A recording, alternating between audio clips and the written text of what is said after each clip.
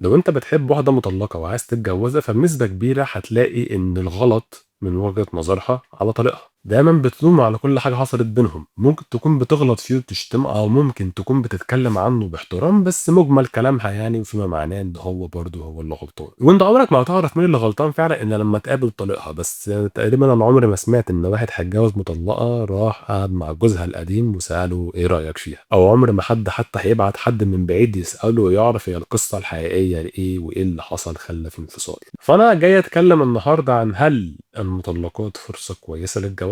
زي ما انت اتعودت مني على الحقيقة، النهارده هتلاقي مني الحقيقة. تخيل انك شغال موظف في بنك وجاي واحد ياخد منك قرض وبيقول لك بص والله انا خدت 10 قروض وعمري ما سددت ولا قرض منهم، بس ما تحكمش عليا، انا اتغيرت دلوقتي. هتصدقه وهتديله الفلوس؟ اكيد لا. بالنسبه لي نفس الكلام في الطلاق، لان لما تلاقي بنت جايه تقول لك الراجل ده كان فيه وفيه وفيه وفيه وفيه، طب ما انت اكنك خدت قرض ما سددتهوش، انت اللي اخترتي جوزك ده. يعني انت لو واحده مطلقه فمعلش هو ما حدش غصبك على جوزك، انت اللي اخترتيه. غصبك دي كان ممكن اقول في التسعينات ماشي، في الثمانينات ماشي، انما دلوقتي لا، البنت هي اللي بتختار. وده الطبيعي ان البنت هي اللي بتوافق وهي اللي بتختار. فانت اخترت قرار والقرار طلع غلط، احاول اصلح الدنيا ولا استسلم؟ انت تعرف ان في مصر بتحصل 31 الف حالة طلاق كل ساعة، وتعرف ان 70% من حالات الطلاق دي اللي بيطلبها البنت مش الراجل. يعني ايه اللي تقول لك انا عايز اتطلق؟ 70%. انت متخيل الرقم؟ ان الطلاق سببه اكتر البنات مش احنا. وللاسف نسبة ان انت تتجوز واحدة مطلقة والجوازة تفشل بتكون 67%، ولو مطلقة مرتين قبل كده نسبة ان الجوازة التالتة تفشل بتكون 74%. انت عارف اللي بيحصل اصلا في 80 او 90% كمان من حالات الطلاق كلها؟ ان بيكون في راجل تاني اصلا البنت مظبطه مع الدنيا وهي مستناه بس تسيب الاولاني عشان تروح للتاني. انا عندي حد في الجلسات مراته قالت له انا مش حاسه ان احنا المفروض نكمل وانا حابه ان انا انفصل. قال لها طب وولادنا وبناتنا نعمل فيهم ايه؟ قالت له بص مش عارفه بس انا مش حاسه، انا مش قادره. قعدت تعيط وترجت ان هو يطلقها. هو حاول يصلح الدنيا بكل الطرق ما عرفش. قال لها خلاص هطلقك بس انا متضايق ان احنا 25 سنه سوا، ما انت عمرك ما قلت لي كده، ايه اللي حصل فجاه؟ المفاجاه ان بعد الطلاق باسبوع واحد، يعني حتى مش هقول لك بعد العده، بعد الطلاق باسبوع لها مع راجل تاني، خارجه مع راجل تاني بتتكلم معاه. ولما راحت هو اتعصب وانهار، انت بتعملي ايه؟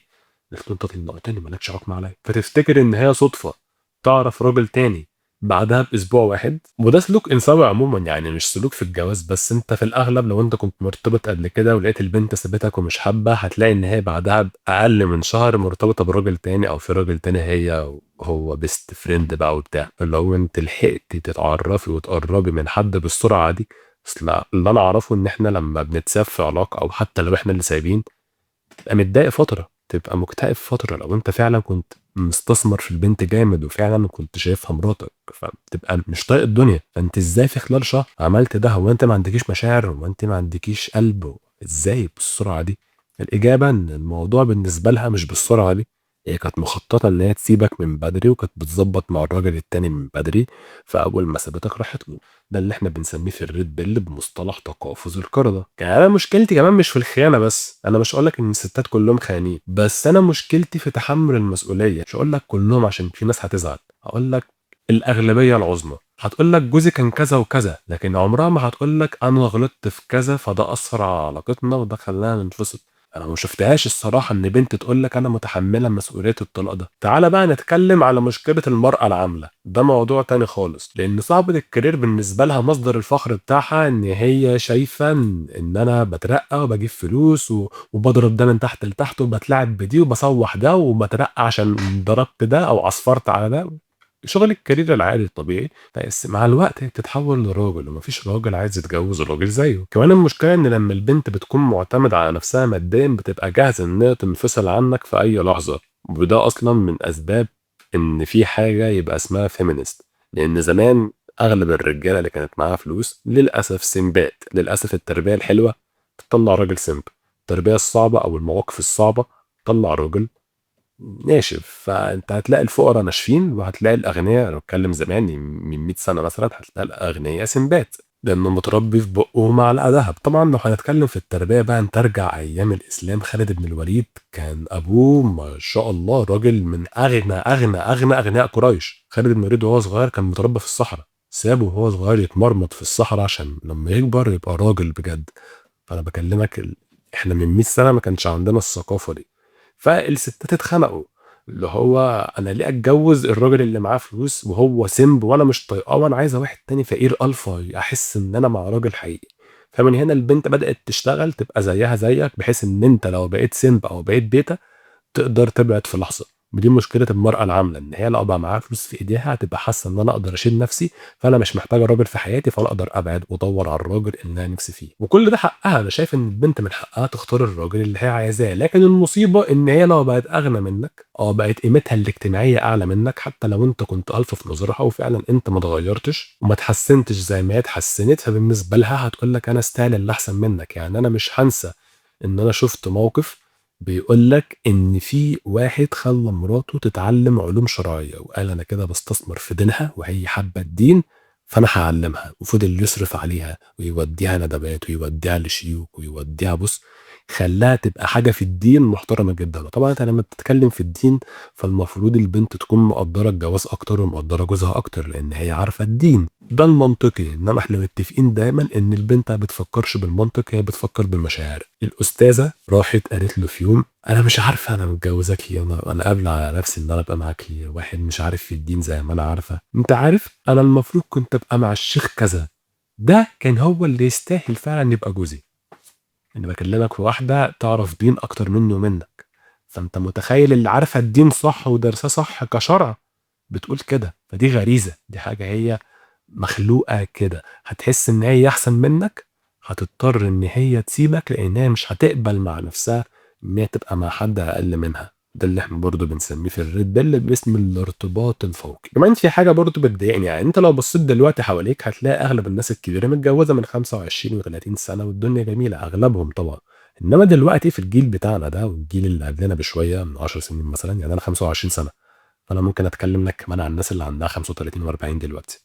مشكلتهم ان مفيش تقريبا، ما شفتش جوازه الا قليل قوي في السن ده قعدت اكتر من 5 سنين. انت دايما تلاقي بيتجوزوا سنه سنتين تالتة الطلاق، ويوم ما يبقى جامد 5، ولو يبقى هو عنتيل بقى 7 سنين وكده وانفصلوا برضه. وللاسف ثقافه الفيمينست بتشجع ده، وللاسف البنات نفسهم بقوا بيشجعوا بعض على ده. والمطلقه مش هتحب تشوف واحده غيرها متجوزه، لازم من جواها انا بأسة وانت ناجحه، لا هخليكي بأسة زيي، فتقعد تلخرب في دماغها او بيها على الطلاق. واول ما يحصل الطلاق مبروك انت بقيتي حره. وفي بنات بتعمل حفلات للطلاق دلوقتي، اللي هو انا مبسوطه ان انا اتطلقت لدرجه ان انا هعمل حفله اكن الطلاق ده انجاز. وانا مش مشكلتي في الطلاق، انا مشكلتي ان في الاسباب او الحاجات اللي بتحصل بتخلي الطلاق يحصل. يعني انت لو جبت لي مطلقه متحمله مسؤوليه قرارها بتقول لك ايوه الطلاق ده حصل بسببي، هو غلط في حاجات بس انا غلطت في حاجات لو رجع بيا الزمن كنت هصلح ده اصلح ده اصلح ده، اقول لك دي نادره، دي خدها. انما 99% من البنات مش هتقول لك الكلام ده خالص. لكن حتى لو لقيت ده هتلاقي ان في مشكله، وهي المقارنات. كان في راجل في حياتها مستحيل تنساه، بتفضل دايما تقارن بيه حتى لو هي مش واعيه بده، بس طبيعي هيكون في مقارنات. فانت هتكون مرتاح وفي واحده عماله تقارن بكل حاجه انت بتعملها بالراجل القديم، حتى ادائك في السرير عامل ازاي. لو انت هتكون مرتاح لده ودي. انا ممكن في ناس تقول لك انا واثق من نفسي، ما تقارن زي ما تقارن، مش هيفرق معايا ودي. وانا اقول لك انا معاك في الراي ده. احنا كده كده اصلا عارفين كجيم وكاختبارات ولعبه الاختبارات والكتاب بتاعي لو انت قاري تبقى فاهم ان انا اقدر اعدي في كل ده وما يشغلنيش بربع جنيه. بس انت قدامك ان انت تختار عربيه زيرو وعربيه مستعمله، فانا ليه اخد عربيه مستعمله؟ لان المقارنات الكتير هتخلي فيه اختبارات كتير. فانا بدل ما انا متجوز عشان اصفي دماغي واهدى واروق واركز في شغلي وحياتي بقى ويبقى في سكن ليا موضه ورحمه، لا هلاقي اختبارات وقرف. ولعبه الاختبارات حلوه ومضحكه وجميله، بس لو بقت اوفر زيها زي اي حاجه في الدنيا، الحاجه لما بتبقى اوفر بتدوخ. فانا قدام الزيرو ليه اخد المستعمل؟ فاهم؟ فانت محتاج يبقى عندك عقليه الوفره، اللي خلق دي خلق غيرها، ولو دي شكلها حلو وانت مش لاقي زيها لا في اللي احلى منها. لو دي شخصيتها حلوه وشايف ان الشخصيه دي مش موجوده، لا في اللي احلى منها. لو شايف ان الكيمياء اللي ما بينكم جامده جدا، صدقني هتلاقي كيمياء مع بنات تانية، بس انت ادي لنفسك الفرصه. هتقول لي هي مش ذنبها ان هي اتطلقت او عادي ما فيهاش حاجه، انا لا اقتلها سبب ماضيها. اقول لك هو فعلا حتى لو مش ذنبها فهو مش ذنبك انت كمان. انا عايزك تبقى حاطط نفسك اولويه، وانا اللي ما رضوش على نفسي ما رضوش على غيري. فانا بكلمك اللي هو لا، انا لو قدامي ومعايا الفلوس اللي تخليني اركب عربيه زيرو ولا هاخد عربيه مستعمله، أنا هانقي الزيرو، مش هاخد المستعملة، لإن أنا عايز راحة بالي، مش عايز كل يوم عند الميكانيكي باضبّط ده وباعمل. طب اتقبّلت كل حاجة ولسه عند رأيك إن أنت تاخد مطلقة، افتكر الإحصائية اللي اتطلقت قبل كده وهتتجوز تاني نسبة طلاقها 67%. ليه؟ لإن هي زي اللي خد قرض وما سدّوش، لو أنت اديته قرض تاني هيسدّه؟ لأ، ما هو ممكن لو اتعثّر يعمل زي المرّة الأولى وما يسدّوش، فهي استسلمت ورمت طوبة علاقة قبل كده. لان انا شايف ان لو في واحده عايزه تبقى مطلقه او بتفكر في الطلاق، فهي المفروض الاول تحاول تصلح الدنيا، تحاول تحافظ على العهد. انت اخترت راجل سمب وراجل بيتا، بس ده اختيارك انت، فدي مسؤوليتك انت، تحملي مسؤوليه ده وحاولي تظبطي الدنيا معاه قبل ما تطلقي. انما البنات ما بتعملش كده، واغلب البنات ما بتتحملش المسؤوليه.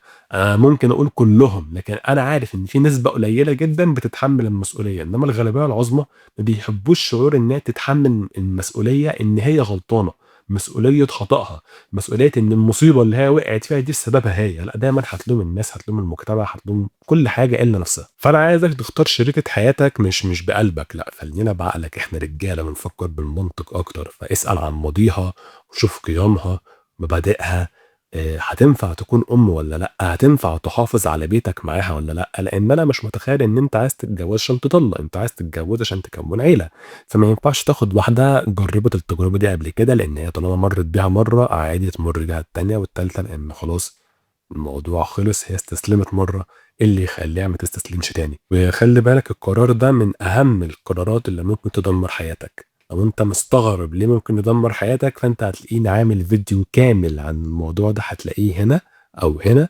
ما تنساش تعمل لايك، سبسكرايب، تشغّل الجرس عشان لمّا أنزّل فيديو جديد يوصل لك أول بأول.